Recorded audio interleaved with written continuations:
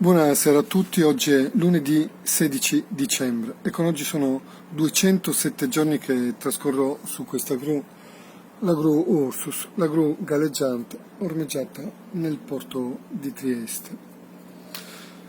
Come potete vedere sono sempre all'interno di questo riparo di fortuna che sono riuscito a creare su questa gru a circa 35 metri d'altezza. E le condizioni meteo oggi sono abbastanza buone, come vedete non c'è neppure un filo di vento e non fa troppo freddo e questo per me, come potete immaginare, è già un regalo di Natale.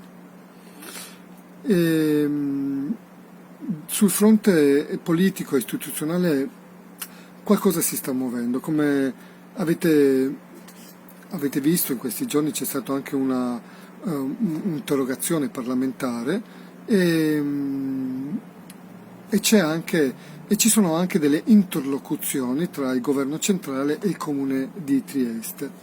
E,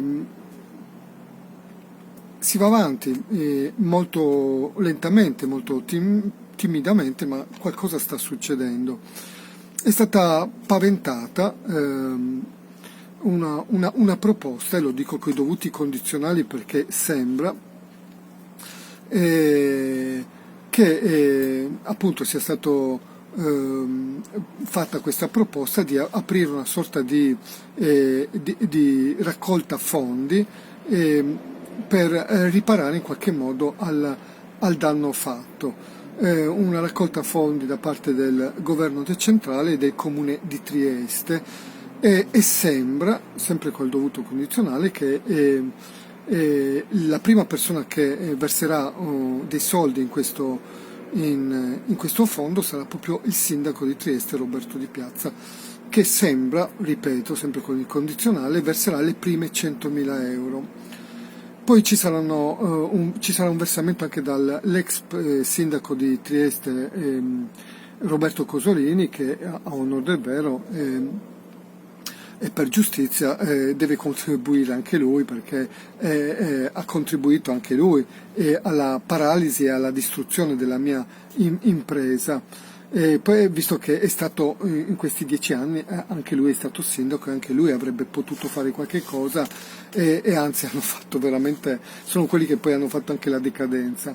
E poi ci saranno un versamento, sembra, lo ripeto sempre, di 400.000 euro da parte della Pacorini Group, che è questa multinazionale, insieme a Paolo Fontanotte del Pane Quotidiano, che sono quelli che praticamente si sono impossessati della mia impresa senza aver avuto bisogno neppure di partecipare a un bando di gara e neppure di acquistarla come ho fatto io, che l'ho comprata a carissimo prezzo nonostante fosse una vecchia catapecchia e poi l'ho dovuta restaurare e poi è diventata quel gioiellino che sapete tutti.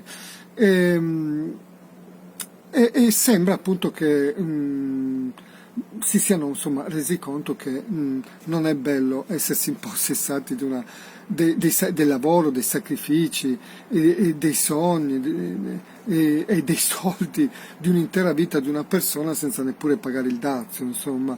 Non è bello e non porta neppure bene, questo si sa.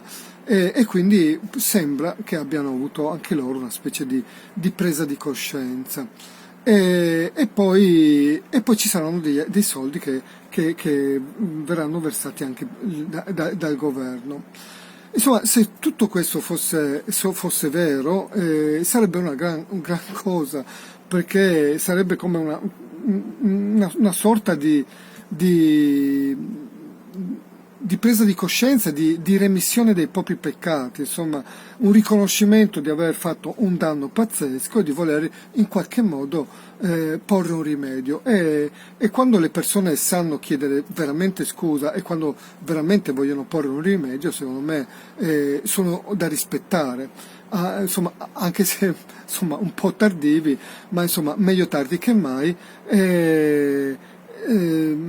se questo fosse vero, insomma, sarebbe già veramente un passo evolutivo della specie, non di poco, anche un esempio anche per tutta la collettività, per dire insomma abbiamo sbagliato e cerchiamo di porre un rimedio. Ecco, questo sarebbe veramente un grandissimo segno di civiltà e di voler dare un segno di civiltà a tutti noi concittadini. Ripeto, se questo fosse vero e se veramente lo porteranno avanti, sarà veramente una cosa bella non solo per me, ma per tutti quanti, per tutti noi. Eh, Comunque staremo a vedere, se non sarà così, insomma, di sicuro nel frattempo io rimango qui. Speriamo che si muovano prima di Natale, visto che insomma ormai il Natale è prossimo, e speriamo che riescano a mettere insieme questi soldini prima di Natale, che io possa festeggiare anch'io un Natale civile e umano come tutti quanti. Altrimenti vorrà dire che dovrò trascorrere il Natale qui sopra, mangiarmi il panettone su questa gru e suonare la mia trombetta giorno e notte, anche la vigilia di Natale, per ricordare a tutta questa gente che c'è un essere umano su questa gru. E comunque, insomma, continuiamo a rimanere fiduciosi e io continuerò ovviamente a rimanere qui con la mia lotta e niente, auguriamoci che tutto questo accada veramente, accada veramente il miracolo per Natale e che veramente questa gente abbia preso abbia preso coscienza, abbia ritrovato la propria umanità e il senso di giustizia. Buona serata a tutti.